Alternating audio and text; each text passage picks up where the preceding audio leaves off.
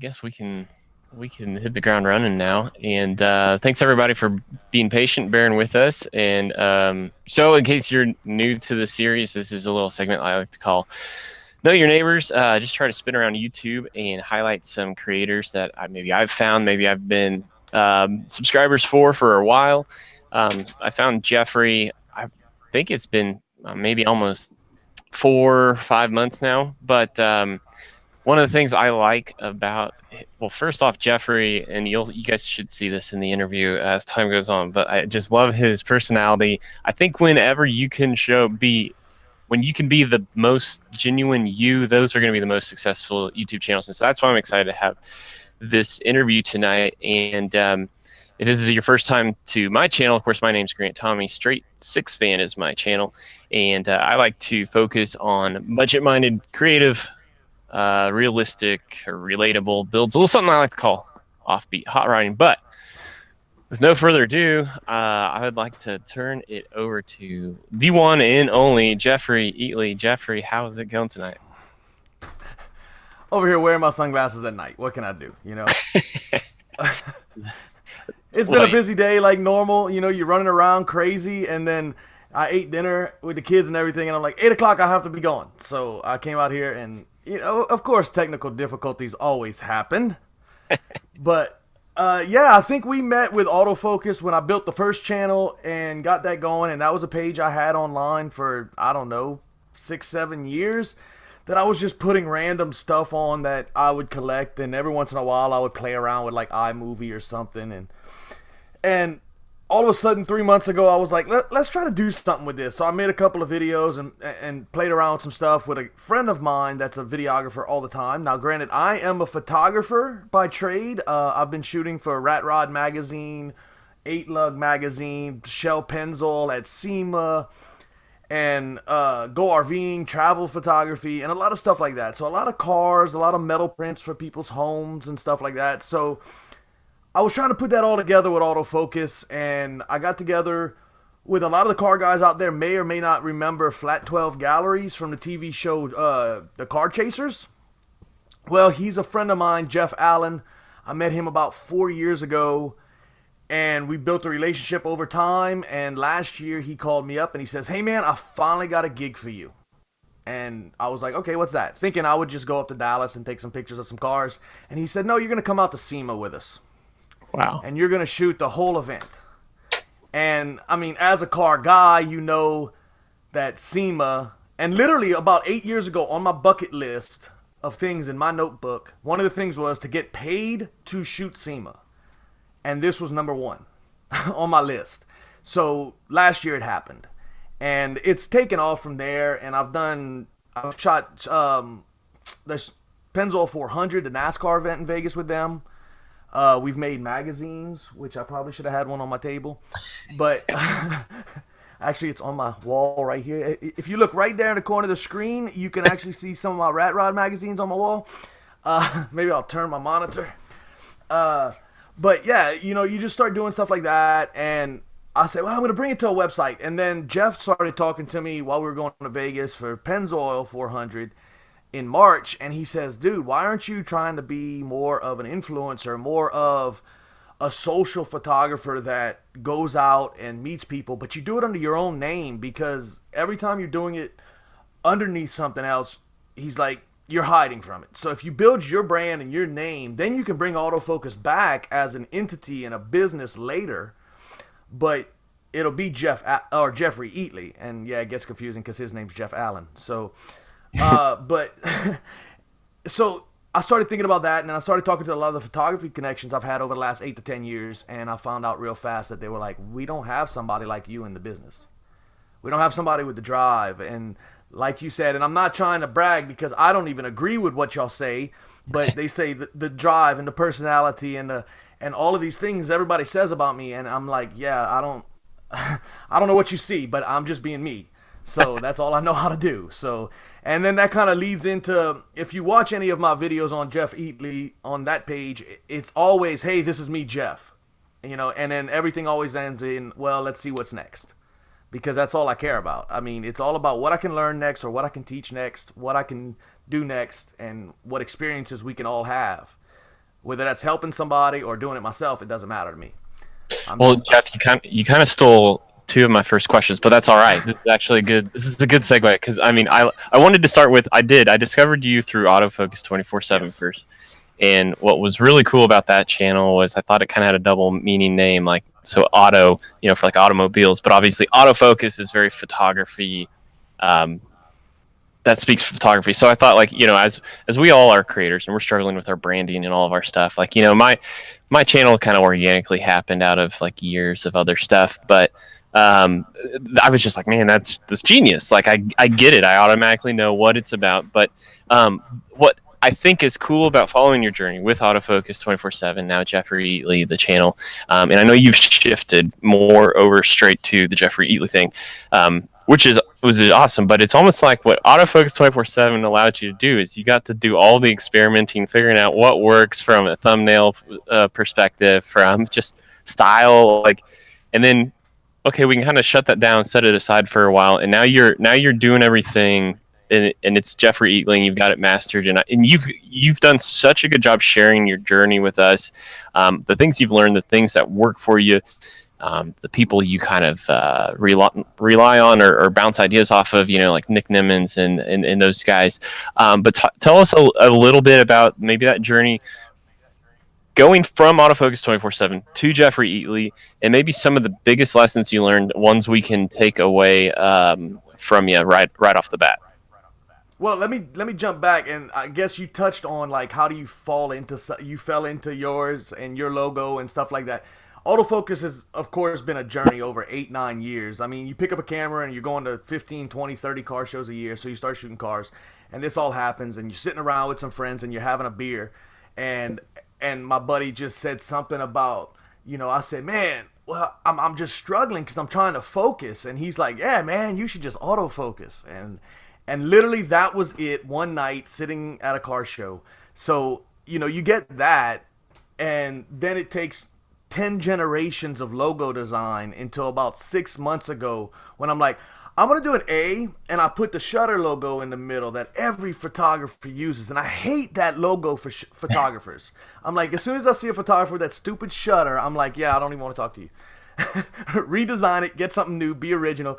And then I said, wait a second, if I put it in the middle of the letter A, it looks just like the turbo of an engine. Because that shutter logo looks just like the spinner.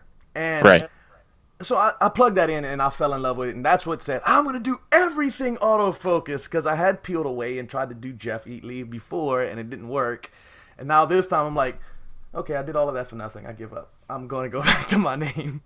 But Yeah. so autofocus was like always to my car friends, to all of those guys, always who I was, what I was. And half the guys out there in the car world don't know my real name. They have no clue. A lot of guys call me Jay because I had Jay Eatley Photography. And that's been always troublesome. It's always been like an issue. So then it's when you start getting into the photography world with the PPA, which is Professional Photographers of America, you start to get a lot more involved in these functions. And in Louisiana, the PPLA, they want you to celebrate your name. They really need your name out there. And those things that brought me from Channel A, which was like, I'm going to goof off with YouTube, to Jeff Eatley, where, wait a second, I'm going to be a YouTuber. I'm going to do this, and I'm going to create this, and I don't care what the naysayers and the negative people want to say. I'm looking forward at 206 subscribers for that first negative comment. Yeah. I'm like, when are they gonna come on? When's gonna somebody say my goatee is ugly? I don't know. They're gonna say something stupid, and, and your mama dresses you funny, and I'm like, yes, she does. So, I'm all about it. So I don't know. I think I kind of got off track there with your question, but I mean, the autofocus thing really carried me, and just built something when I was still shy and still not able to understand the luckiness and the abilities I have and be confident with them, and just I lost you. Nope. Yeah. Well, oh, I Can see you what still happened. hear me? Yeah, I can hear you. Hold on. Well, I don't know if it's. Can we Oh, still hear me talking? I can hear you. I think. my webcam's USB either just got disconnected or there we go. You can't see me now. We're back. Yes, we are back. Sorry. Yay! Got But I yeah, now I'm completely have this thrown off extra subject. I have this extra light that it keeps falling over at my feet because I'm trying not to cast a nasty like shadow. I'm trying to uplight myself, and it like it must have just hit the webcams. Anyway, uh, Dang. behind the So scenes, let's just everyone. move on. Yeah, let's just move on. Next. What's Yeah, next? Hey, as Jeff says, what's next? yeah. Well, but I think another thing for me as every one of us who does this is there's a certain amount of vulnerability for all of us to put ourselves out there. And I remember my podcasting days. Like I would always get frustrated with the other interviews out there that might they would hide behind their screen name, and it's like if you want people to take you have some credibility, like you shouldn't be afraid to put your name out there. And I know, like it's a weird world we live in where there are a lot of creeps out there, so like I kind of get the reluctancy, but it's like, man, if you want people to start taking your show seriously, though, like calling yourself, even though I'm kind of contradicting myself with my channel name. Like that's why every video when I open up, I make it a point to say, who I am, and this is my channel, Straight Six Fan. Oh But yeah. yeah, in time, I mean, I'm trying to build this identity. I'm really close to buying my first project car. It's gonna start making more and more sense, but I won't. This isn't about me. It's about. No. it's Yes, but about that's it's always about multiple people. You can't have a conversation one way. So it's Yeah, good. what I guess where I started with that, what I was meaning to, the point I was trying to tie back was the vulnerability. That's what's so attractive for me to follow your channel is I've seen you throw that out there several times. Like, give me the construction criticism. Like, I can't be doing everything right, and just hit me with it. Hit me in Yeah. the face with it. And it's like, now I don't go to those extremes, but that is so refreshing to be like, no man, if I think it's your drive and the energy to want to get better, become a better version of yourself, and that's where it circles back around to. I know you kind of said you don't see it from the outsider's perspective about the personality thing, but what makes your channel so attractive is being authentic. You're being that is you. I have no doubt that you aren't. I mean, you're not hiding anything from what I can tell when I watch your videos. No, absolutely not. I absolutely refuse. I've had a long life. I'm 39 years old. I started my channel on my 39th birthday. So I've had some fun, and I've had some interesting days, and I've had some disappointments. But yeah, I cannot be. I think that's what it came down to for me with the decision between autofocus and Jeff Eatley. Is this? I just didn't want to be anything else right now. I didn't want to build a brand around something that wasn't me, true and truth, thick and thin. And you're gonna see. I have a couple of videos I'm working on right now. In fact, I'm trying to get like 10 videos ahead, but I'm doing every other day. I'm releasing every 2 to 3 days. So I'm trying to build up all this stuff, and there's some videos that are going to come out real soon that are going to be a lot more personal. And I've already done one or two, and I did a couple on autofocus also. But it's going to be, I have one on my channel now that I literally watched a 5-minute movie or a 5-minute YouTube video, and the guy was talking about a completely different subject, but he said one line in the middle, and it just broke my brain for a while. And I went to bed after that, and I laid in bed for almost 2 hours thinking. And at 2 o'clock in the morning, I came out here and I filmed it. Because I couldn't. I was done. I was like, no, I have to get this off my chest, and this is something that needs to be said. And it's something about pain and, how you deal with life through pain. And for me,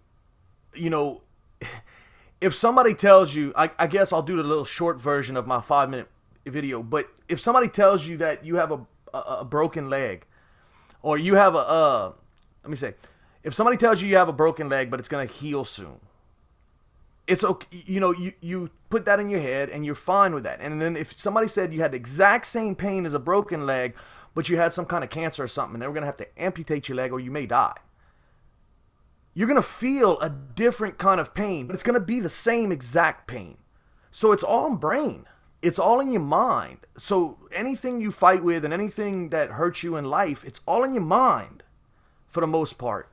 And how you look at it, if you look at it like I'm going to get through it, you're actually going to feel less pain. And if you look at it, I'm not going to get through it, you're probably going to feel more pain. If you keep telling yourself you're sick, you're going to feel sick. I mean, the mind is way more powerful than a lot of other things. And that's just me. And that's the kind of things that why I wanted to go from autofocus to Jeff Eatley. Because if I wanted to share that, and I wanted to share me, I had to be on me. Yeah, yeah, and it wouldn't make sense coming out of the other brand, but I there a number of years ago, the statement or the phrase "mind over body" is a powerful statement if you really sit there and dwell on it. And I can relate to you about having to create something at 2 in the morning because there's sometimes I'm laying in bed and I'm thinking about a car idea or something like, man, I know I'm not gonna be able to fall asleep. Just get up, go draw it, Yeah. just sketch it out real fast so you can At go least accomplish something so then you can just, okay, I did something. Let me go to bed now. yeah. So, So I mean, otherwise, I filmed that in 2 takes. I mean, I really did 2 takes, and I said I'm going to bed. It took like 15 minutes, and I didn't edit it or anything, but I edited it the next morning, and that was it. I mean, that was one of the quickest YouTube videos that I ever did because it took me 35 minutes to edit, and I was done. I want to give a couple of shout outs here before we go on with the interview. But Po Boys Diesel dropped in as well as One Man Shop. So, guys, welcome to the live stream. And feel free to throw out questions there. I'll try to monitor best I can to get them in. But, Jeffrey, obviously, it was well established so far in the interview. Photography is your main gig, your main thing.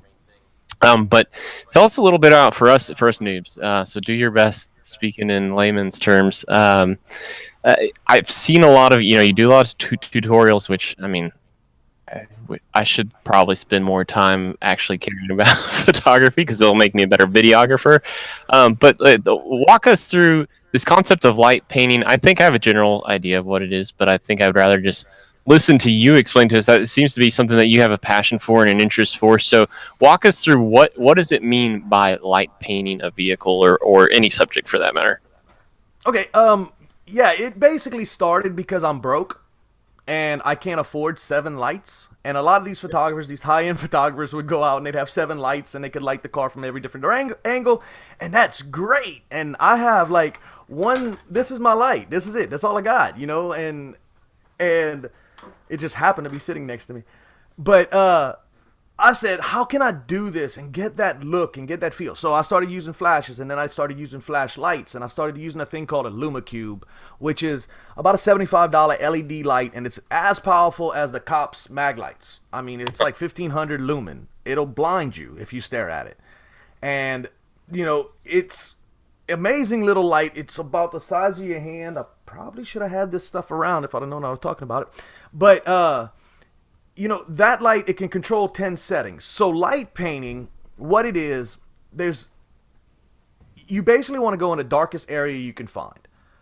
And in that dark area, every piece of light that goes into the image, because if you're a photographer, you're going to do a long shutter, which all it means is I'm going to open the shutter for, say, 20 seconds. And it's just going to stay open, and it's going to collect any light. But as you're moving the light and painting it over your subject, whatever the subject, it could be, a bowling ball. I don't care. It could be anything. Anything that doesn't move, because any kind of movement, you're going to, of course, see motion. But you paint the light over the subject, and you put it on different areas of the car, and then you'll take multiple shots like that. So you may end up taking about 15, 20, 30 shots and lighting different areas of the car, the hood, the roof, the tires, the floor, the ground, and you're lighting it from different angles, and then you can light the background that the image is in. And once you light all of that, you take it in Photoshop, and then you just layer all the images.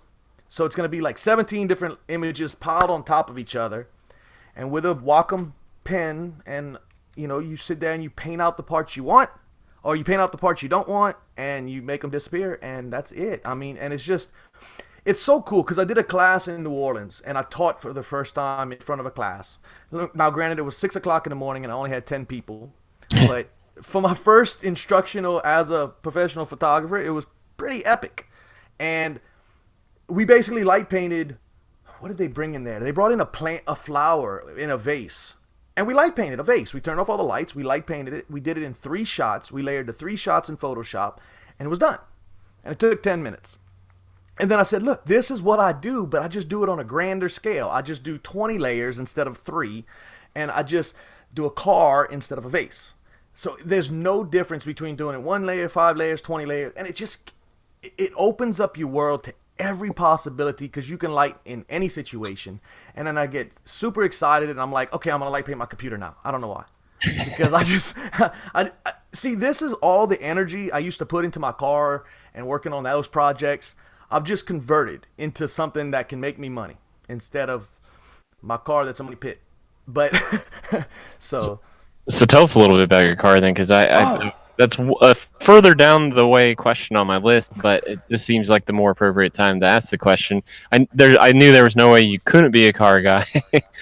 absolutely car guy. I've been going to car shows since I was 15 years old. So I mean, And before we go on too, like my older brother, he got real into building custom desktop computers, and one of his friends made fun of him and said, "You're basically a computer nerd trapped in a car guy's body because he's a car guy like me, and it's like, so I get what you're saying. You just divert that focus to some other thing." So yeah. I mean, and it's just for me. I mean, when I went to the car shows and they saw me with a camera, after that it was, hey, can you take a picture of my car? And then it was, hey, can you take a picture of my car? Oh, hey, can we leave and go somewhere else to take a picture? And then it was Rat Rod Magazine called me and said, hey, our photographer canceled. Can you send us a couple pictures? And I ended up with 3 pictures in a magazine, which was like, oh my God, that's amazing. And then after that, they were like, wait, your pictures are better than most of our guys. So can you do something and work something up with a car? And I said, yeah, I got a guy right down the street. And we went out and we did a big shoot. And they were like, 6-page feature. And then they called me and said, can you go to the show? And I was like, yeah. And they were like, okay, bam, cover. And then it just went ape crazy after that because, I mean, I don't know. I think I have like 15 features and 3 covers for them. So I love Steve Thamert. If you're into cars and you love cars, check out Rat Rod Magazine. Even if you're not a rat rod kind of guy, those are some of the greatest guys I've ever met out of all the car show guys. I mean, because they're just so laid back, they're so family orientated, they don't care what you build. You can bring a Lamborghini, they're gonna love you just the same as bringing a rat rod or anything else. I think it's kind of the world has kind of changed. It's getting better now, but a few years ago it was pretty bad because if they weren't a rat rodder, everybody else looked down on them for a long, long time. So it took them a while to get their name up. And hell, some of my Lamborghini guys were kind of, why are you shooting rat rods, man? That's weird. But, so to each their own. But, so his question was, I have a 2004 Toyota Celica that I bought brand spanking new. I bought it off the showroom floor. It was the first one in Lafayette for the last year, because that was the last year Celica was ever made. I wanted something small, tiny, quick, nimble, and something I knew that I would pay off. And I paid it off in 2.5 years. And then I took it apart. and now it's 2018 and it's sitting in my garage. It's been back on the road a couple times. I had it on the road completely finished one time back in 2009. My ex-wife wrecked it. She ran it through our driveway and ran into a culvert and completely demolished the whole front end, the body kit, and it had a wide body kit and about $8,000 worth of body parts. Ugh. And she totaled that and blew the suspension through the hood because she hit the thing so hard. So I ended up redoing all the suspension, and then right before we got a divorce, she wrecked it again. So right after it got fixed. So then I took it back and I got some money for it for the insurance claim and stuff like that, and they gave me a good amount of money. So that was 2012. I fixed it all back up and I drove it for about 4 years, and then I bought me a new car, and I had a daily driver, a pickup truck, and stuff like that. So I took it down in 2015, and we basically gutted the whole car, brought it down to the frame, took the old body kits off. We put a whole new body kit. We made a whole new custom front bumper, and we fiberglassed it ourselves and designed it ourselves. We put on air suspension on a Celica. Yeah, that's different. So I have airbags. This thing will actually lay body, which is kind of nice.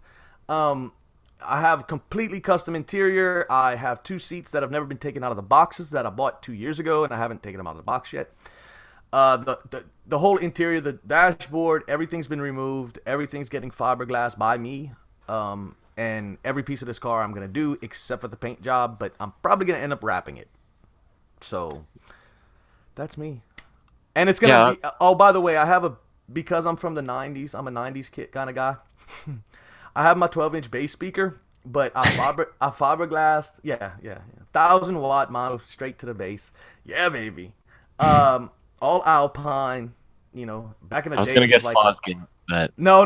I didn't know. I'm not a Rockford guy. I'm more clean and pretty. I don't like beat your head in kind of Rockford stuff. all right, So, all right. so I like the clarity of Alpine. Their high-end tweeters and stuff like that are pretty clear compared to Rockford. But you're really going back to the old days when I talked about sound all the time. But my bass speaker is actually built into what looks like a camera. It actually looks just like my digital camera.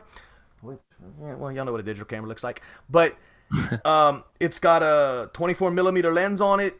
It's a 12-inch barrel, so the speaker fits in that. The amp fits onto the back of the camera, and then there's also a 9-inch monitor on the back of the camera, so you'll see my pictures playing on that while the speakers are doing its thing. So yeah, I'm a nerd.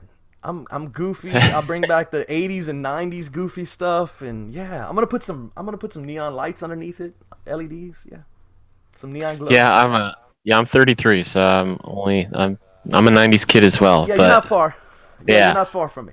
um, just want to give a few more shout outs. Some people who dropped in the meantime. Mr. Something Basic, Pappy's Corner. We've got Art Cricket as well as Space Rag, Go Karts or Gone Fishing. Joker Graphics. I saw he just subscribed to my channel, so Yes, Joker Graphics is one of my boys. What's up, Joker? so awesome, sweet. So we've got more people are piling in now, but yeah, Rod Rod Magazine. I should have brought the one issue I have on hand. It predates your shoot, but that's it. My first issue was issue 15. 15. I'll have to double No, check. actually, issue 11. 11. I can tell you Sounds what pretty was early. it was one of those. Yeah, I thumbed through it the other day looking to see on the bylines or photo credits, see if your name was in there anywhere, but didn't. But we can. That's worth a conversation a whole nother time. But Jeff, this might be like me asking you to name a favorite kid, but do you have I have favorite? a favorite kid. I have a favorite kid. Oh. Wow. Well, so maybe this is gonna be easier than I thought. But do you have a favorite photo shoot from over the years, or yeah, one that you just Automotive? any? I mean, or it could just be even a milestone shoot. Okay, I have two basic shoots. The day I bought my digital camera, we went out at 8 o'clock at night. I had saved up $1,000, $1,200. I bought a nice Nikon D90. I think you can get them on eBay right now for about $150. I think I spent $1,500. It's still a great camera. I still have it. We went out the next morning. I basically owned that. I owned one lens that came with it, and I owned my tripod. And I took a picture over Lake Martin. We went out there to watch sunrise until we realized we're not smart and the sun rose that way. So I couldn't shoot sunrise.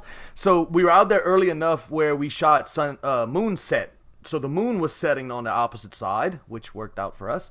And I shot it where you could see the moon in the lake and the moon, and then we had cypress trees, and Louisiana's strange, weird, and sometimes sweaty and awkward, but but it's a beautiful place in its own right. And those cypress trees, and I named it. I've always been big about naming things, and I named it Blue Morning. And I've had that picture around. It stays on all of my websites through the last 12 years. I still use it. And that was the first day I ever owned a digital camera. That picture, it was like, I think the one I finally edited, was like the second or third picture I ever took with the camera. Huh. Which is That's kind pretty of awesome. cool. Yeah, so I absolutely love it. I have a print of it somewhere in my office. I don't know where. But yeah, that's one of my favorites. But absolutely, go. I think it's posting this weekend or next week. And if you want to know my story about my favorite shot of all times, watch. Well, I'll give you a teaser. Hold on. Yes. So while he's grabbing the material for a teaser, here we go. So I know I've seen this one before. Monster Energy drinks. Mustang, So I believe. let's see. Where's the screen at? You see it pretty good. Yeah. So that's the shot. Now, let me give you a little rundown on this real fast. Let me grab these headphones. So the guy Joker that just joined to your page, He's a friend of mine from Monroe, Louisiana, and he owns a print shop, and he's incredible at what he does. Joker Graphics kind of explains it all, and he loved this shot so much. This is from the Pennzoil 400. The video's coming out next week sometime, and it's going to be a 5 minute. I'm trying to keep most of my videos around 5, 6, 7 minutes, and it's going to be the story of real quickly of how I got to seam or how I got to the Pennzoil 400, and then it's going to show you how I got that shot.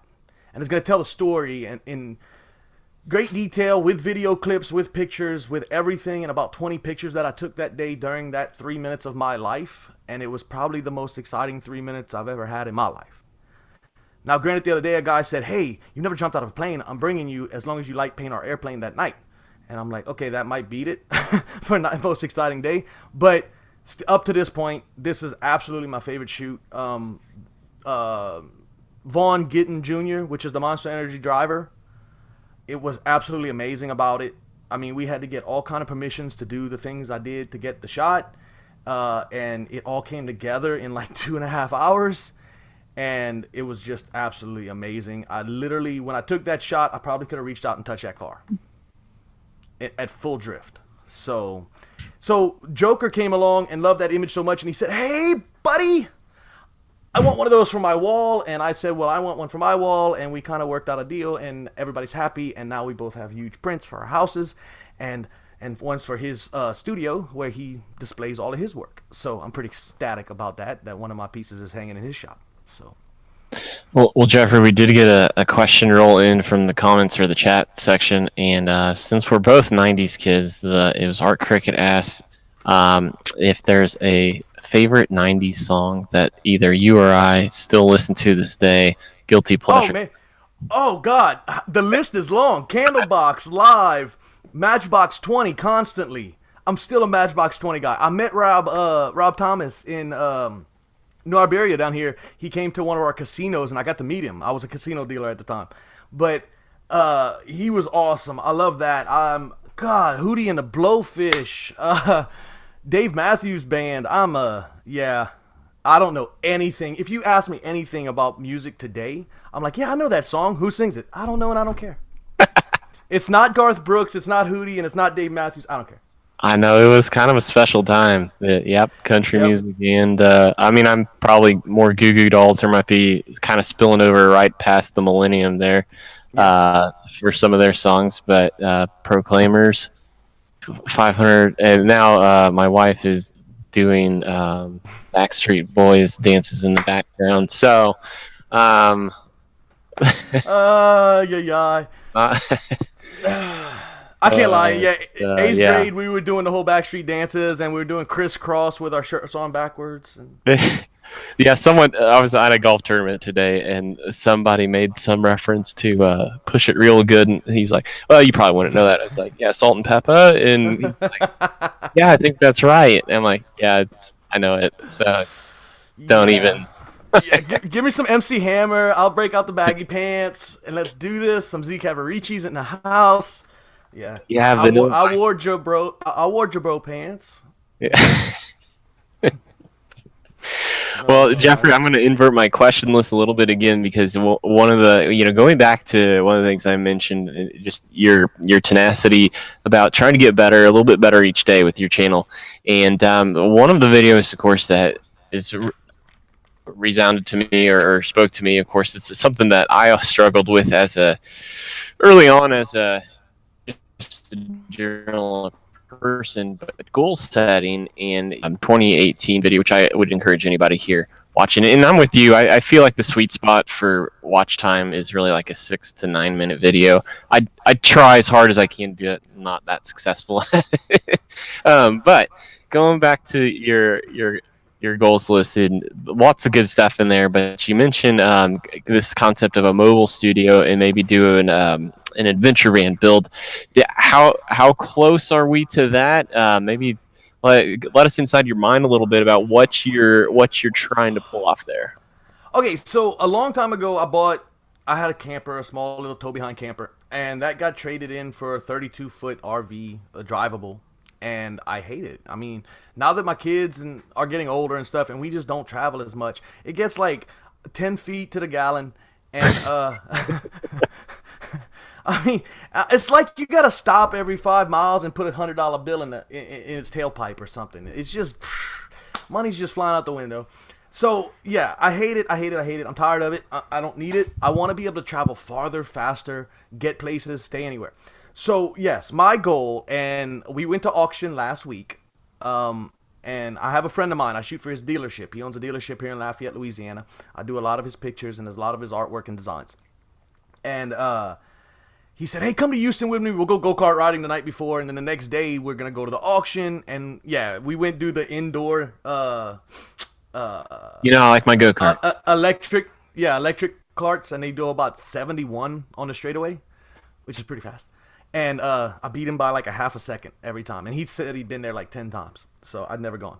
So anyway, I beat him. That's all I care.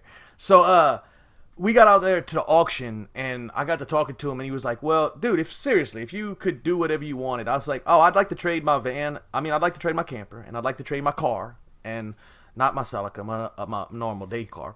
And I said, "I want to buy a van."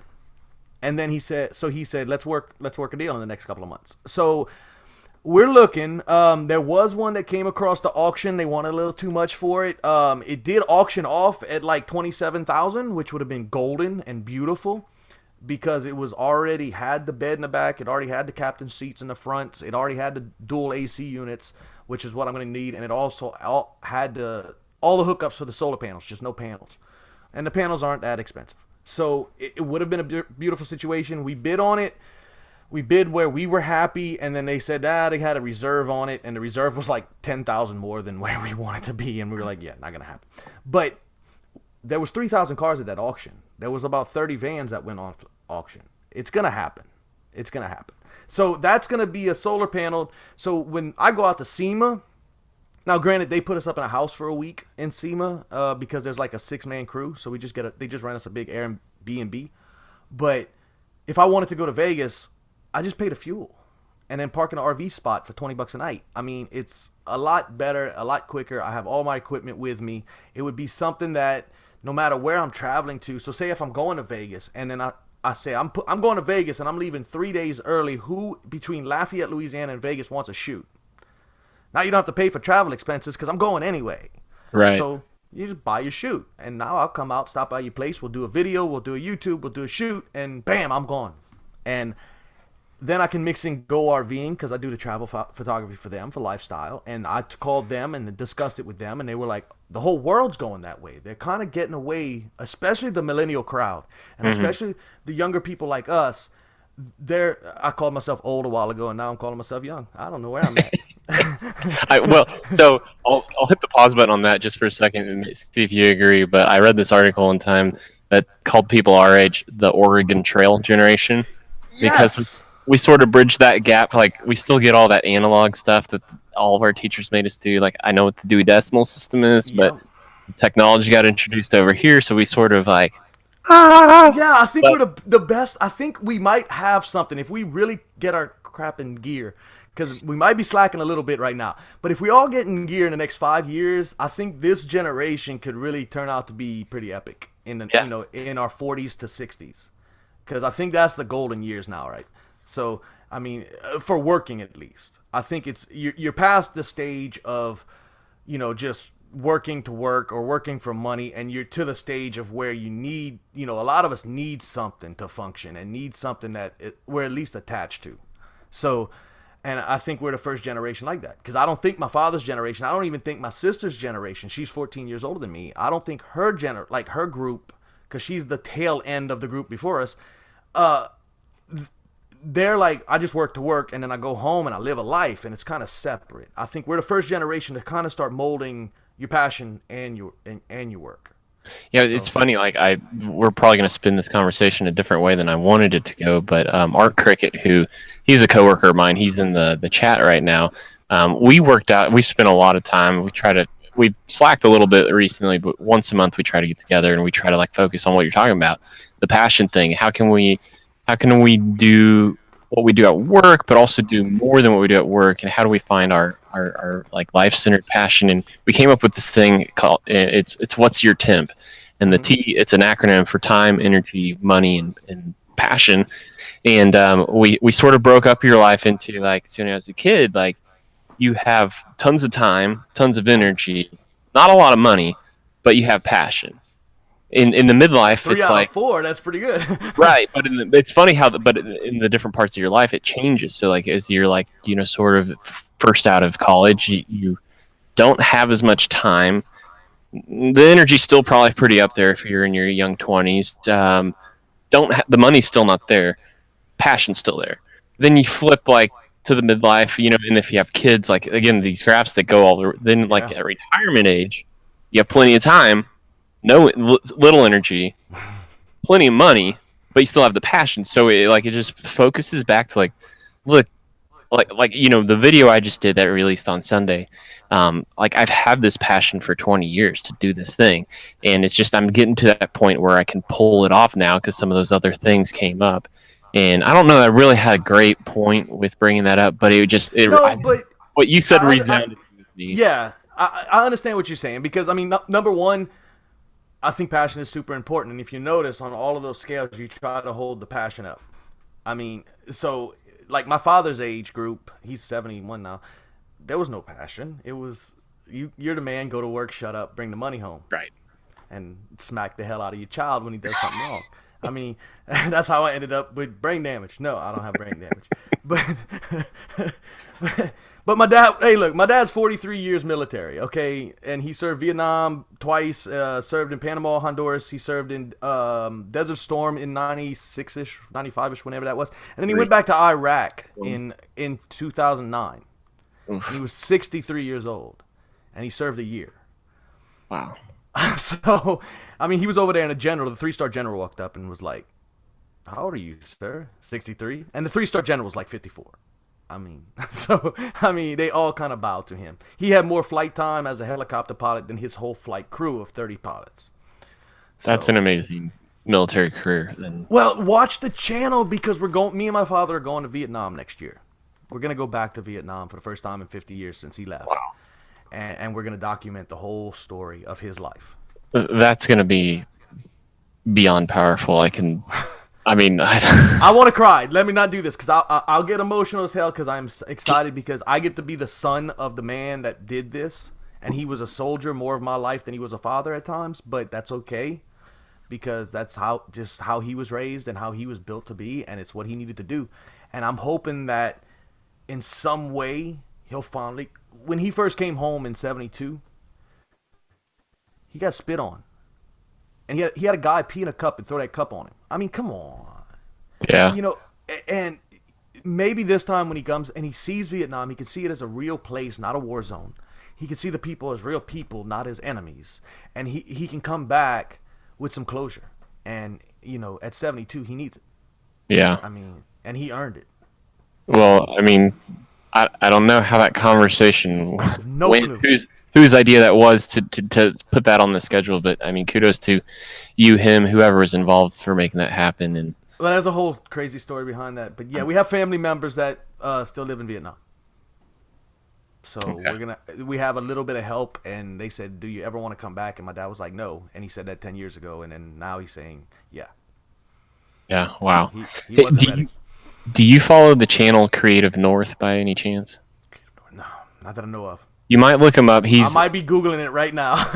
Yeah, so he's like it's been a while since I watched his stuff, but he's like somewhere in Scandinavia, like I don't know, one of those Norway, Denmark countries, one of those filmmaker. But he's done a couple documentaries, like he traveled to Africa to do the shoot, and he's very good at sort of... He's doing a lot of like what you're doing, but from a documentary and it's a story. He's just telling the story, and I just want to do mine from more of a photographer or creative point of view. I want to always have that twist to all of my videos that I'm looking at it from a photographer's point of view. Gotcha. So that's kind of my twist underneath. Like if I was to come up and interview you for Jay Eatley's page and we do an interview and we talk about all this, at the very end of it, I'd want to do a 5-minute photo session and I would get a really cool profile picture for you. And at the end of the video, I would be able to, and we could do something crazy. We could like put you by your car with, smoke machines and all this Hollywood style and make you look awesome, make you look like a TV poster, because that's what I do. And you do something like that, and then you put it out, and at the end of the video, this is the shot, and this is kind of how, throw in a few tips on how I made it, and then video's over. I mean, so I always want to tie back to photography and what I do. But for my dads, I mean, we'll probably end up making about 7 different videos. One about more of my story side of it, more of his story side of it, more of Vietnam story. There's going to be multiple layers to this one when I come back, because we're going to spend 15 to 17 days there, and 10 of them are going to be spent on motorcycles with just a backpack. Wow, that'll be something else. But so I consider myself a time freak, and I usually appreciate the seasons for what they are. Like, I love college football, but I don't want to fast forward through summer, because there's still plenty of awesome things about summer. Yeah. But man, what you're telling me is really tempting to now want to advance and be in the future. But well, we're gonna do some teasers, because we're gonna tell over the next 8 months or whatever it is between now and April. We're gonna actually March. We're gonna start telling his story. And he has hundreds and hundreds of pictures from Vietnam. He has other soldier friends that I can talk to over the next 7 months, that we're going to tell some stories and kind of get people accustomed to what it's about. And then they'll be able to see what it's like for him going back after 50 years. And I think that's the major story. I think that's the most important part of it.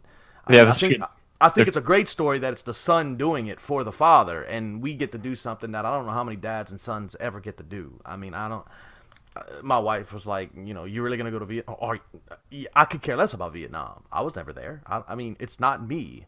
Do I want to go for fun and scenery and pretty places? Yeah, sure. But it's not what it is for my dad. And right. That's the story. So, yeah. Well, and I know we spun off of the original conversation was about the van stuff. And you had made the comment about, RV adventures, I think, or go RVing. Yeah, if you go to type in blog.gorving.com, and the first link you'll see is meet our bloggers, and you'll see me. Okay. Right. Well, but you were talking about how their comment was the popular. Oh yeah, the industry. Yes. But there's a whole slew of, and I don't even like I like the idea of overlanding from a 4-wheel drive standpoint, but I'm not that into it that I'm in a rush to make that happen but somehow, still YouTube recommends for me, there are plenty of huge YouTube channels just based around vanning, the van life. There's no doubt that that's a huge thing going on right now. I have about 7 or 8 friends that I've already built through YouTube, through social media, through Go RVing. I'm connected with another 30 or 40 that I'm very seriously, as soon as I get my van, is that whole market you just talked about. Most of the pictures, in my humble, sad opinion, suck. Okay. I mean, most of the pictures that these people are putting out aren't that good, and they could be so much better. And I think if I could create this world where I'm this social media photographer guy, and then I go move out there and I say, yeah, while in between car shoots and in between doing Jeff Eatley, the YouTuber, if I run into these people, oh, you're going to be in here, we'll meet. And then not only do I have a shoot and make a video for the YouTube channel, I could talk to my photography people about how to do that shoot. We can talk about the van. We can talk about, their adventures and their life and their passions, and it all gets bundled up into this big, nice web, and it fits. It fits with everything I do. And that's another reason why autofocus kind of slid away, and this came up as Jeff Eatley, because this all fits in my head. Because if you're going to travel for car shows, you're traveling. If you're going to shoot photography, it doesn't matter what you shoot. It's all creative. And if you're doing YouTube about being a photographer that does crazy stuff, well, there you go. I mean, it all kind of lines up and fits in one big pattern. So yeah, I think I think it would be absolutely epic to hook up with some of these big adventure van guys. I've even been talking to the editor over at the magazine Van Life, and they're like, get some vans. But there's nobody around here in Louisiana that has one. I have some friends that are over out of Texas, and I'm trying to get with them pretty soon, and we're going to do a big light painting. In fact, I think one of my videos is the one van in town that I could find that a guy built, a friend of mine. And I did a video with him immediately, and we light painted the van at night. underneath the stars. It's a stunning image, if I do say so myself. I fell in love with it. But and Richard's just a great guy. So go check it out. Yeah, I watched that video, and what I love about it, so, you know, I'm broadcasting my side live from Kansas, and I grew up out in the country. I call myself a second generation farm kid. I didn't grow up on the farm, but both my parents are farm kids, and uh, Gotcha. just a quarter mile down the road from my grandparents' farm. You know, so what I love about that video was you talked about, and then we just pulled into this lot, which has always been here from my childhood, and it's very relatable for me. I was like, no, that Yeah. looks like my It's my like old 14 backyard. acres right across the street. Yeah, And nothing's ever formed there. I don't know why. Businesses have grown everywhere around it. And they're about to 4-lane that road, which is going to ruin my childhood. I mean, it'll just because the town won't look anything. I mean, they've cut down all the trees on either side of the road now. It's so depressing driving down that road. It just looks like another road now. It's not my childhood, but that field's been there, and we rode dirt bikes and bicycles and shot BB guns at each other. And I think my sister still has a BB in her wrist that I shot her with. You know, we never shot anybody's eye out, anything like that. But yeah. So we even shot shotguns in that field back in the day. well, Jeff, since you mentioned autofocus 24/7, I'm going to try to start wrapping this thing up, try to make it come full circle a little bit before we open it up to question and answer from the chat. But um, just again, that we touched on it way back at the beginning, but I mean, lessons learned from autofocus 24/7, moving into Jeffrey Eatley, the channel, just from every sort of how you're portraying yourself, how you're advertising yourself, you know, from that thumbnail, from that writing a description, all that stuff. What are some of your best examples or takeaways from your journey from autofocus 24/7 to here? Yeah, autofocus was just basically wake up and do something. And there was no clarity. There was no concept behind it. I was just sling monkey in a zoo, man, slinging stuff at the wall, seeing what sticks. And I was throwing it out there, and I'm trying every different thing. And then I realized that the first 200 people that hit me are all, photographers, and they're not ones I know. I don't. 206 subscribers is I think what I have, and I can guarantee you there's only like 15 that I know. I personally know. Like, I don't know you. And you're a subscriber. And that's what's incredible about it. And that's what I learned in 2.5 months of doing autofocus. And I think I had like 30 subscribers, family and friends, when I started that. And in 2.5 months, I got it to 200. And it was just the clarity broke. That's what I learned from Nick Nimmons, like you said, and Brian G. Johnson and Tom Nash. These are all incredible guys that over those 3 months, they started to talk to me. And they started to respond to the things I was asking and ask a lot of questions. I mean, I've asked probably 5,000 questions, and sometimes I ask the same question in different groups because, yeah, this answer's probably pretty close to right, but then they give you a different answer, or they give you the same answer but phrase it a different way, and it makes you think about things differently. And that question can help 50 other people in the process, and nobody else is asking questions, so might as well be me. I don't care. I'll ask as many as I can. And I learned that being that social person, I don't need to tie my whole life to cars, even though I love them and I'm going to always shoot them and it's always going to be a huge part of my life. I just tried to tie that too much to cars and not to me. And that separation is what I wanted to close. And I think I did. And to take all the stuff that I was practicing and playing with and throwing at the wall and then just nitpick and say, scoop, and slide into this new one. And we hit 200 subscribers in, 31 days? I mean, Yeah, I personally think that's pretty cool. yeah, it's pretty awesome. I mean, I think I found you. I stumbled on your channel through a live chat. You know, one of those. I don't know, creator fundamentals. One of Yeah, those. dance page. Yeah, I'm thinking, or Tim Schmoyer's. Or so it doesn't really matter who. One of No, those. but You know, fill well, in the on that point with these other guys, is just like the car world. If you surround yourself with a bunch of guys that kind of goof off and play with cars and they're not big into cars, you'll probably end up being that kind of guy. And I mean, you still enjoy cars and that's a great life. But if you surround yourself with a bunch of guys that are diehards, like I, if I don't eat dinner tonight and work on my car, I'm gonna die. You're gonna end up kind of pushing yourself a lot harder. Well, when you get with a group like these guys, and I think more involved you are, the better you are gonna be. And then I guess I don't know. I guess I'm doing something right. I don't know what I'm doing. I'm winging it. I'm just slinging it out there, and I'm being me, and that's who I am. But when you start getting messages like, "Hey," from Nick Nimmons, isn't he about to break 250,000 subscribers, which is absolutely mind-boggling? I mean, Nick sends me a private message. We're not even friends on Facebook. Sends me a friend's request, sends me a private message, and says, "Look, man, I don't know if you know about this. I know you knew this, but VidPow in Dallas is coming up, and I heard that you're pretty close to Dallas. That's like 5 hours. Come up and see us." What? I mean, so at the end of this month, I'm going to Dallas.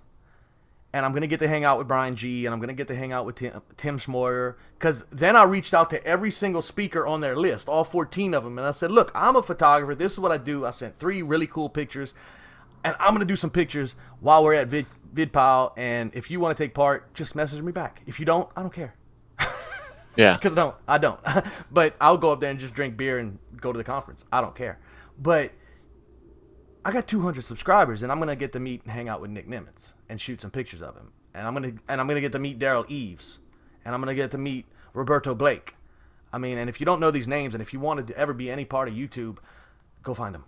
I mean, because they're all incredible guys, and I think that's what I've learned more about anything is making the right connections and staying out there and then listening to what they have to say, even if it hurts your feelings. Yeah. I mean, Well, I don't care about your feelings. like you said, you reached out to these 14 people. I don't know what your success rate on return on investment was, but what 11? 11? See, so like, who would have guessed it? And like, what did it hurt? Nothing. And you like, No. if I would have asked you ahead of time, "Hey, what do you think it's going to be?" You're like, "I don't know, maybe 3," but you got 11. Like so. Yeah, I would have said if I can get 3, I'll be ecstatic. Yeah. But I mean, 3 of these people are business owners they have big YouTube, like TubeBuddy and all these things. Phil from the TubeBuddy company is going to be there, and he's like, "I want to meet you." Really? Why would you want to meet me? Well, I mean, for me, and that's why I wanted to have you as a guest on this show, is because I could just see the signs of like, no, I'm. I get embarrassed. Okay, I get embarrassed. I'll start blushing and. Well, when I'm talking, like your video won't show up, so you can blush while I'll just rant while I'm talking, and no, but it's just like I could tell. It felt good. I felt like, hey, I'm getting in on the ground floor of this channel, and like it's very clear he's doing a lot of things the right way, and I want to like associate myself with him because I want to like follow along and learn from him because it's a little more relatable. Sometimes I watch all of those, those multi hundreds of thousand subscriber, people giving, and sometimes you feel like you're hearing the same thing over and over, and like, and I guess maybe learn a lesson from you and just flat out ask people, give me the constructive criticism, but it's like, man, I'm doing some of these things, I'm doing this, I'm doing that, and like I kind of get it, but like when I watch up close and I'm studying someone like you who's a similar size and I can see that growth pattern just do that, then it's like, okay, well, obviously, like like you said, sometimes it's like you get the answer, but when you hear somebody else say something the same way but just a little bit differently, it clicks with you better. And so for me, that's why that's why I'm a huge fan of yours. So. Well, I appreciate it, and that's, I'm trying to, not to say dumb it down, but I'm kind of tired of the analytical speak that you do get from certain people, and it's very difficult. I think Brian G does a better job of kind of being flowing with it, and I think Nick Nimmons is a little more clinical, and then you get to Daryl Eves that is very clinical, and it's very code, you're talking to a robot, and that guy's a beast. I mean, he's an incredible robot, but he's a robot. I mean, and so I think, it takes personalities, and sometimes you'll set with somebody better, and it can be, I can tell you the same things they tell you, but it just comes off a better way. So, I think it's a personal preference, but I love it all. I love to meet new people. I'm learning from your channel because it's, dude, every single person, whether you're making mistakes, doing stuff right, you're doing stuff differently, there's always something to be learned, even from the worst channels, not yours, but the worst channels in the world. I've seen some pretty bad channels. I'm already getting people asking me to review their channels. I'm like, I got 200 fans. Why I need to review you stuff? But, I've looked at a few of these channels, and I'm like, I'm sorry, I'm the most honest guy in the world. If you don't get some personality, you need to get the hell off of YouTube. I mean, Yeah. if you gotta just let it. That guy you are with your friends is the guy you gotta be on here. And that's a huge struggle for me. Like in this setting, easy because I'm actually talking to somebody else. But when I've got a camera on a tripod out in the garage, and maybe I should just flat out ask you. But before I do so, Get It Garage is bouncing. And by the way, Jeffrey, they just subscribed to you guys. Oh, awesome! Thank you. Picked up a new subscriber. They do some great stuff, similar to my channel. We connected on. It was funny. I found them because I was gonna make a how-to video on my old Jeep, and so I just for search results because I had a very successful fuel filter video for my Jeep. They beat me to the punch. They were a brand new channel, and I was like, well, and they Might as did well a really good subscribe. job. Like, there's no sense in me making my own. No, you should make your own because the answers from a different person might sit differently with a different Well, person. and I did a. We'll see what Or they, talk about their channel. Use it. Be like, hey, they did theirs too, but here's how I'm doing mine. I don't think it well, hurts. that's what I was, but because they had two people, like someone could hold the camera and like really get in there, and I couldn't. And I'm like, you're gonna want to watch their videos. They show this step a lot better, you know. But like, and it was really good. We of course that's so. I mean, we're obviously huge fans of each other now, but Yeah. yeah. So I guess my question to you then, just and maybe you know this off the top of your head, maybe you don't. But do you have what's your biggest piece of advice for my channel? I mean, outsider's perspective. Get excited because there's moments. There's moments. And then here's what I'm learning about editing. Cut out the dry spots. Even if it's something of use, you can still cut it out. I've cut out sentences that I probably should have left in because they were informative, but they were boring informative. Yeah. And then that drives me nuts. I mean, so yeah, I like your channel. I'm a car guy. And I get the moments where me and my car guys are sitting around and we're just talking about cars, and there's a ton of information coming out of everybody's mouth. But it's not all pumped up. I mean, you're just sitting around drinking a beer. But there's also, it's YouTube, there's always going to have to be, the personality is going to reign supreme. Yeah. I mean, the guy that flushes stuff down the toilet that's got 2.5 million subscribers, the dude's hilarious. I mean, all he does is flush strange things down toilets.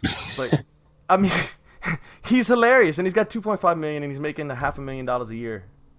I mean, come on. Go flush something down your toilet. I mean, start flushing old car parts. Um, I'm like, I hate the spark plug. But, yeah, so I think just that kid inside of you that you are, and I think this is what I can tell to everybody. That kid inside of you, that exciting moment, you have to find a way that when you look at that camera, inside that camera, you're talking to, that kid inside you and you want to teach him everything you have. That's how I look at a camera. When I can see that aperture inside that camera, and I have it set at a certain thing, and if I know where my face at is in the screen by how that aperture looks. I mean, that's how nerdy I am about this. So I can position myself by what I'm looking at, and I can see like I'm trying to teach this to my 12-year-old self. So I don't want it to be all technical and over the top. I want it to be fun and enjoyable, and I want you to know my passion. I want you to know that I'm passionate about what I'm doing. And then you just gotta, I don't know, drink a beer before you start. I don't know, do a shot. I mean, whatever gets you there. I mean, I'm like this 23 hours and 58 minutes a day. The other 2 minutes, I'm comatose. That's it. But this is me. Yeah. But yeah, I really think that's what it is. The personality is going to win. Gary V has a very crazy personality. He's nuts. He is out of his mind. He doesn't hold anything back. He doesn't lie to himself, and he doesn't lie to the world. Gary V has, I don't know, 20 million subscribers on multiple social media platforms. PewDiePie. Take PewDiePie. I mean, PewDiePie. He's himself. That's him. Every single person that has ever met him has said, man, he's exactly the same as he is on video. I think that would be the worst thing ever to meet somebody and be like, ah, he's not nothing like what he is on video. Nope, I'm just as crazy there. I, So, I think part of my problem is like my sense of humor. Like I'm pretty good at I'm pretty quick witted, but like use it. when nobody's talking to me, it's like my mind's not functioning that way. Well, You know? get the voices going. Talk to those other guys in your head. I mean, look, I did a video, it posted the other day, and I think one person even made a comment on the YouTube channel, and it said, because in the middle of it, I was like, yeah, so when you're doing an aperture, the size of the aperture matters. And then I just did size matters, and I looked at the camera like that. Well, then when I did the cut, I just layered that in, so it was like a second. Size matter, and that's all you heard. And it almost sounded like I stumbled. Well, yeah, within 10 minutes, somebody posted, oh, yeah, and size matters, does it? And I was like, well, they see, and it's okay. Because you know what? If you offend somebody, they're going to make some noise on your page for a day, and then they're going to forget you, and they're going to move on. Yeah. And you're going to get some more responses because the people that love your page are going to come back and defend you. Yeah. And Yeah. that's When it comments. looks like Jeff, you've picked up at least 2 other subscribers from the chat, but you know that concludes my portion of the question. So I'll open it up to the chat, and I know there's a delay, so it's going to take a little bit of time for some to roll in. But if any of you Come on, guys. Y'all should have already asked.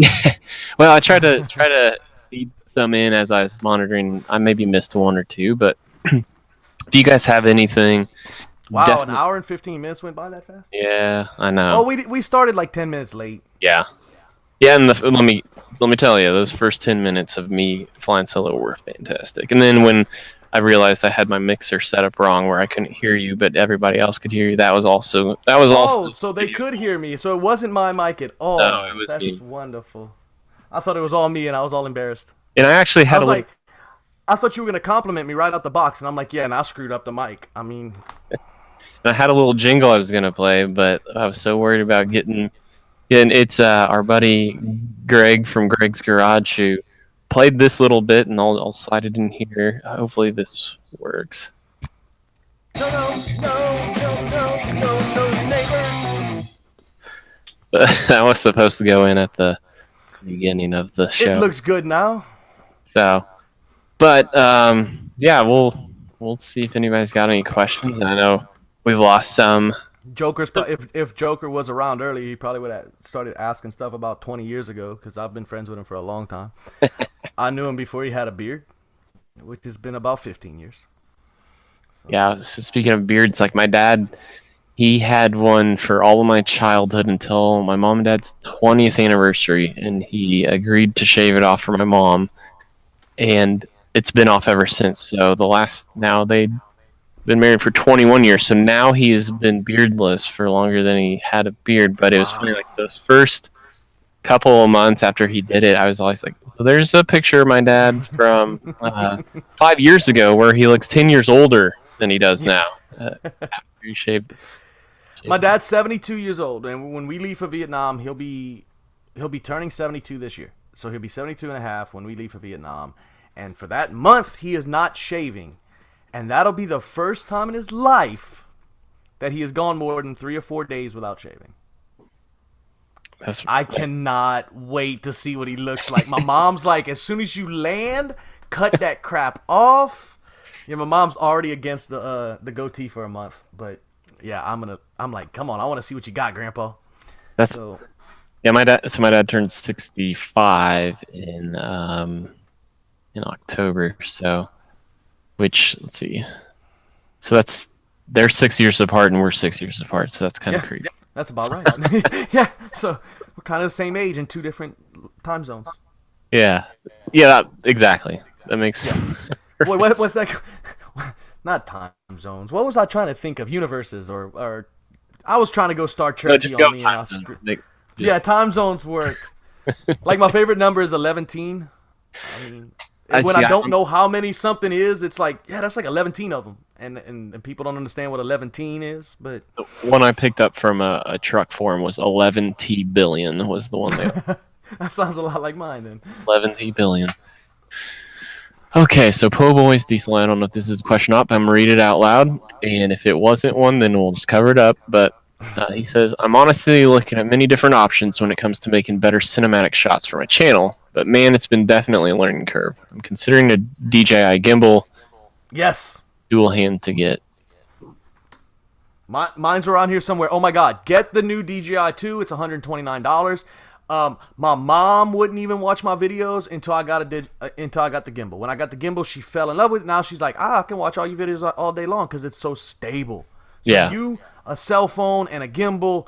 So you got your cell phone that you have already. We all have a cell phone. Come on now. And the gimbal's 129 bucks.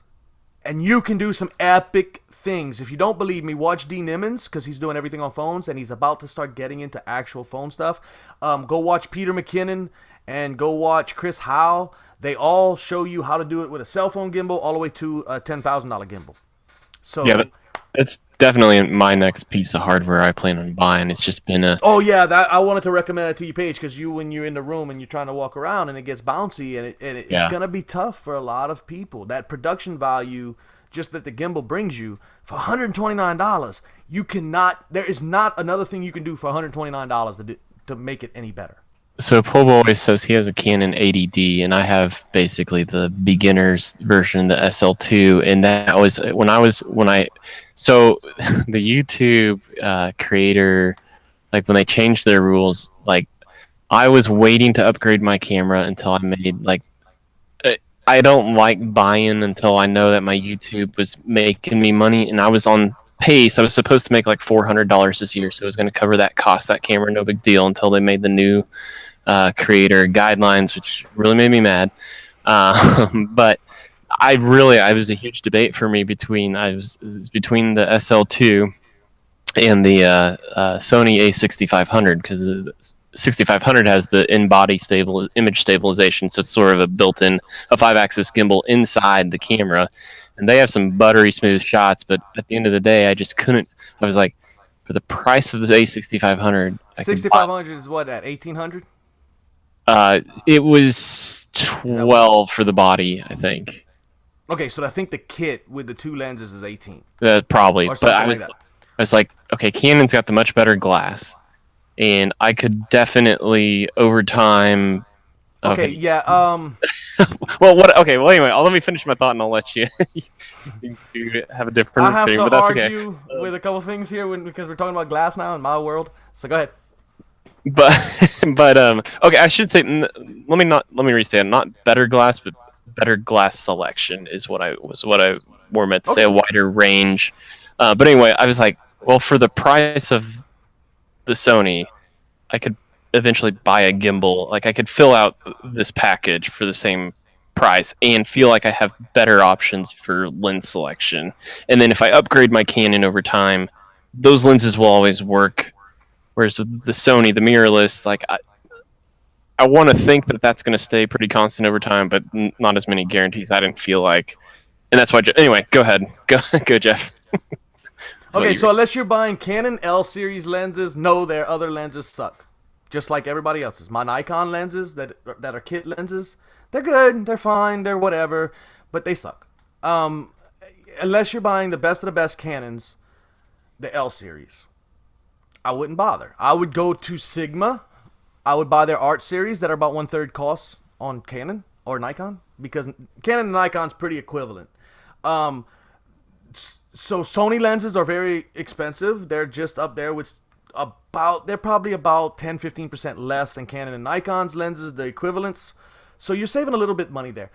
Me personally, for a vlog channel and for doing this kind of stuff, it may be a waste of money. Unless you're looking to get into some very high production stuff, I think it's a waste of money getting into Canon or Nikon, absolutely, all day long. I think mirrorless is way better of a video camera than Canon and Nikon ever be because they are both set up to be photography cameras first, video cameras second. Mm-hmm. So you're always going to lose some quality. So Sony cameras are set up to be video cameras first. Take a picture with it if you need, but they can do everything that a Sony that a Nikon or a Canon can do. And then you also could throw in Fuji and some of these other guys if you want to really make your head hurt. Right, right. And just think about way too much stuff. Yeah, you Me could personally, I want to go with the Sony 5100, which is what? Body's $699. Kit is like $899. That's with the lens.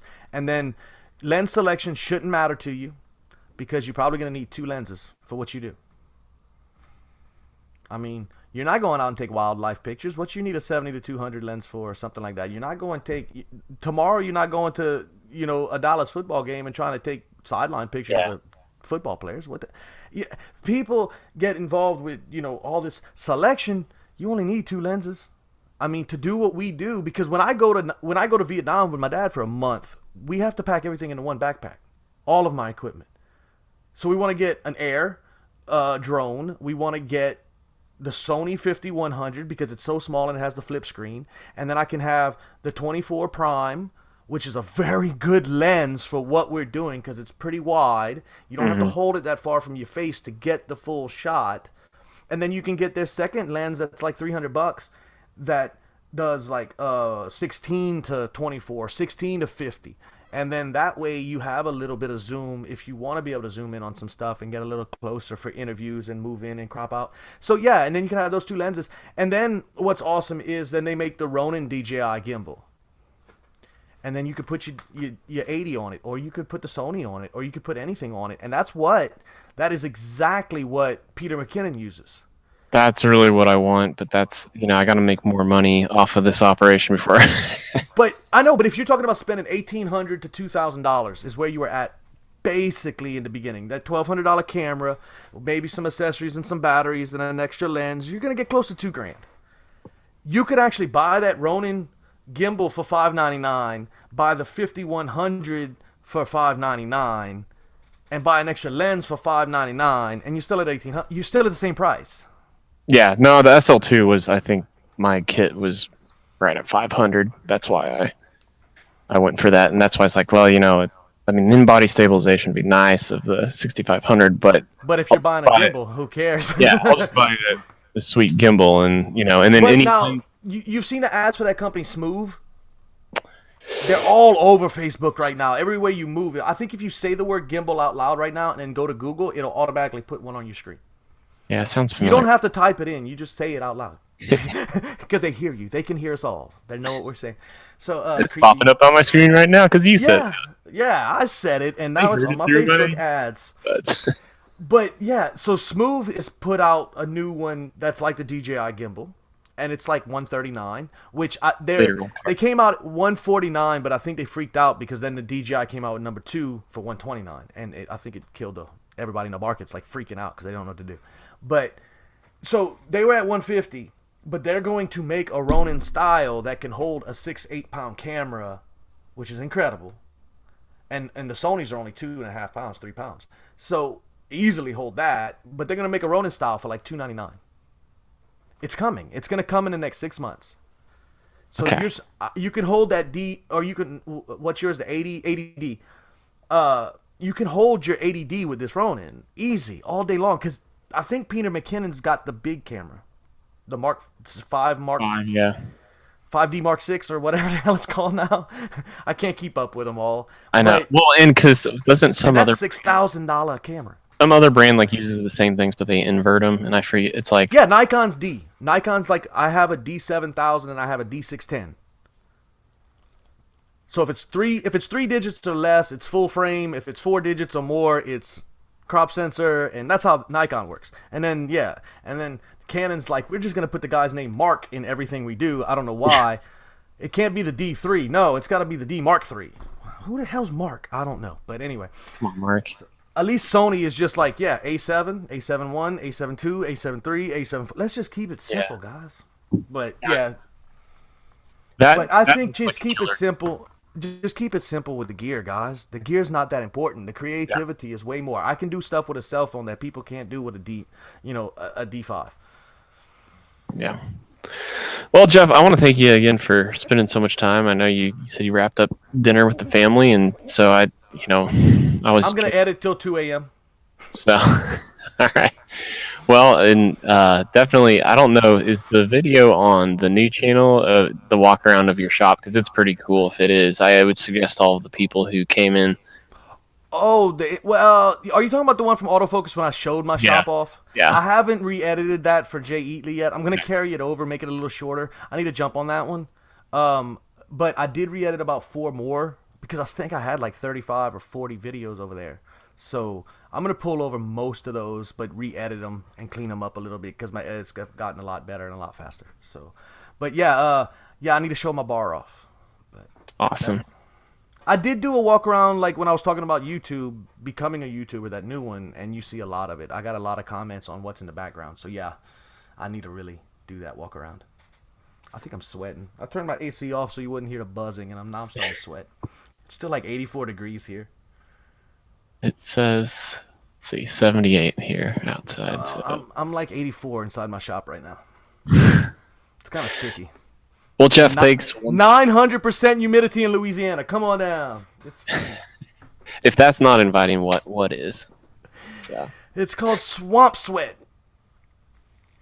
Well, I think I will. We'll put a bow on this thing, and I know Eat Hard Adventures dropped in here towards the tail end. Thanks everybody for joining, for watching. Again, subscribe to Jeffrey's channel. I guess I didn't put a link to his channel, but when I save this as a video, I will do so. Luckily, I'm the only Eatley on the planet. Eatley. You will Google me and find me somewhere.